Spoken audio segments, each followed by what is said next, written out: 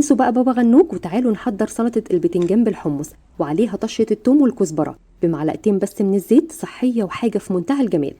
معايا حبتين من البتنجان غسلتهم كويس جدا وهشيل الجزء اللي فوق، هعمل فيهم فتحات كده بالسكينة علشان يستووا معايا بسرعة. أهم حاجة أغلف كل بتنجانية بورق الفويل علشان القشرة اللي بره تفضل طرية وما تنشفش مني، لو نشفت هتتكسر على لحم البتنجان وساعتها هيبقى صعب جدا تطلع من البتنجان.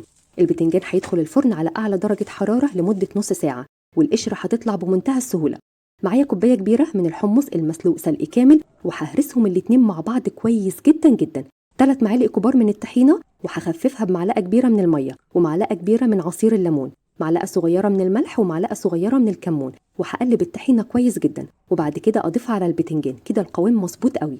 أجيب طبق التقديم وأضيف عليه كده السلطة وأظبط الوش بتاعها.